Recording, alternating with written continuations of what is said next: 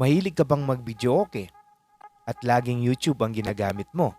Sa video na ito, isi-share ko po sa inyo ang isang portable na maliit na videoke player na pwede mong dalhin kahit saan at pwede nyong gamitin kahit anong okasyon, at ang iyong portable na mga Bluetooth speakers kahit gaano pa kalaki yan, kahit ganito kalaki, ay pwede mong gamitin pang videoke. At kahit wala ka pang TV, ang mismong cellphone mo pwede mong gamiting screen, remote control at songbook. Bago po tayo magpatuloy, kung bago ka pa lang sa aking YouTube channel, please subscribe at paki-like po itong ating video. Alright mga kaibigan, ipinapakilala ko po sa inyo ang Platinum KS10 Mini SD Player. Sa halagang 2,500 pesos, meron ka ng portable videoke player na may kasamang remote control, merong mga accessories, at merong libreng wired microphone na almost worth 500 pesos plus syempre yung kanyang songbook. Sa box po niya nakasulat na cheapest SD card karaoke player from Platinum. At isa-set up ko po yan dito sa aking concert Bluetooth speaker, at mamaya ituturo ko rin sa inyo kung paano siya i-set up dito sa aking JBL Party Box Bluetooth speaker, na magkaiba po kasi yung mga auxiliary input ng aking mga Bluetooth speaker. Una muna natin kunin itong ating audio video cable. Kung makikita nyo po, 3.4mm headphone jack yung isang dulo niya at mga RCA yung sa kabilang dulo. Yung yellow po ay para sa video, yung red at white ay para sa audio. Yung red at white po, yan po yung isasaksak natin sa ating Bluetooth speaker. Una natin gawin ay isaksak muna itong dulo nitong ating audio video cable na patulis at ilalagay natin dito sa audio video port ng ating player na style pong pang headphone jack. At okay na po yan. At ito naman power cable.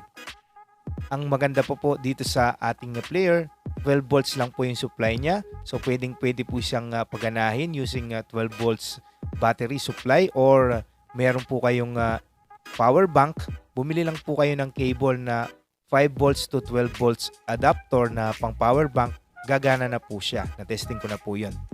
At iset na natin itong ating cable, yung pang video. Kulay yellow po dito sa video in ng ating television. Dito po sa Bluetooth speaker ko na isa na concert, RCA input po yung kanyang auxiliary in. So mas madali, isasaksak lang po natin siya ng rekta. And then yung ating speaker, iset natin siya sa auxiliary. Paano naman kung ganito yung auxiliary input ng inyong speaker? So hindi po pwede yung RCA cable. Kailangan natin ng adapter. So mura lang po yung adapter, wala pang 50 pesos yan. Make sure lang pag bibili kayo ng adapter na ganito ay pang stereo po yung bibili ninyo. Paano nyo malalaman? Yung patulis na part ng adapter ay merong dalawang guhit. Pag isa lang po yung guhit niya ay mono po siya. Kailangan stereo po, left and right po yung bibilhin ninyo. Ayan, naset na natin. So, itesting na natin yung sound quality nitong ating player gamit po itong ating concert Bluetooth speaker. Turn on na natin yung player. So, meron po akong mga ilang puna dito sa player na ito. Dahil nga sobrang portable po niya at maliit lang, na-compromise naman po yung mga buttons. Kahit po power button, wala po ito. Kailangan natin yung remote kapag papaganahin po para ma-turn on natin, kasi nandun po yung power button sa mismong remote. Tapos yung remote po niya ay sobrang liit, maliit po. Kailangan ko pang magpagawa ng physical keypad pang videoke para magamit ko po at ma-enjoy yung player, kasi sobrang liit nga. Pag umiinom kayo, hindi nyo na makikita. Or pwede namang gamitin po yung cellphone ninyo bilang keypad pang reserve po ng mga kanta. 9, 2, 1.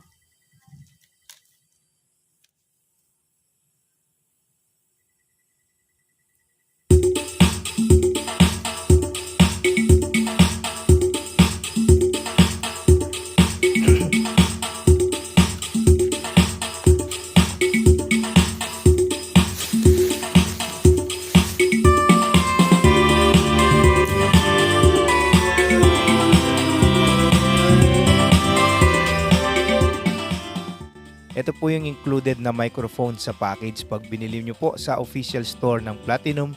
At tanungin nyo po kung bibili po kayo sa ibang store, ay tanungin nyo po kung meron bang kasamang microphone or ano po yung microphone na kasama sa package. Minsan po kasi pinapalitan po nila ng mas mababang quality na microphone yung papadala po sa inyo.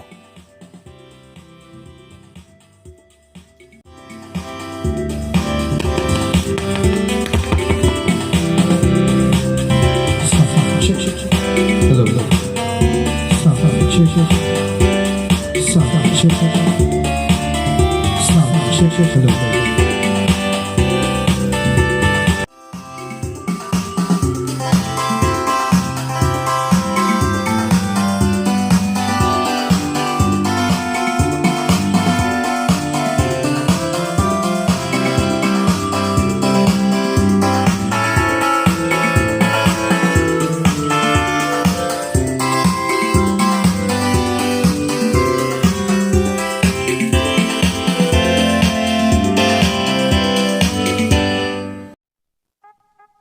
At kung portability lang po yung pinag-uusapan, pwedeng-pwede po natin gamitin itong Platinum KS10 Mini SD player kahit ganito lang po kaliit yung ating Bluetooth speaker. Basta meron po kayong matching adapter na sinabi ko po kanina sa inyo, at wala pong problema kahit wala pong mic input yung ating Bluetooth speaker dahil meron pong sariling microphone input itong ating Platinum KS10 Mini SD player. At dahil mabilis ang setup nga itong ating ginagawa, kahit wala po kayong television, pwede natin gamitin itong ating player. Basta i-download nyo lang sa phone ninyo ang Platinum Link app. Pwede nang gamiting screen yung mismong cellphone nyo, pwede pang remote control at songbook. Pakinggan nyo yung sound quality kahit ganito lang kaliit yung speaker na gagamitin natin dito sa ating player. Sound, check, check. Hello, sound, check, check. Hello, hello. Sound, check, check. Sound, check, check.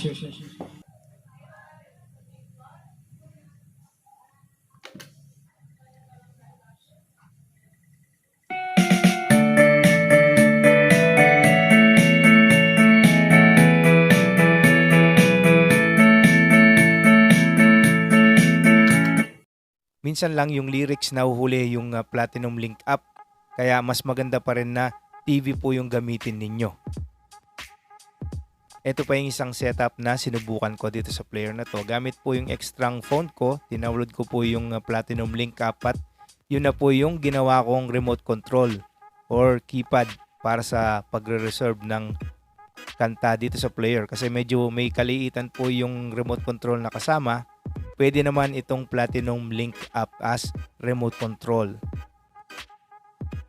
Marami pong salamat sa panonood. Sana nakatulong ako sa inyo. Kung binabalak nyo pong bilhin itong portable player na ito na Platinum KS10 Mini SD, meron po siyang mga advantage dahil maliit siya, at meron din siyang mga disadvantage. So naging honest po tayo dito sa ating review para sa player na ito.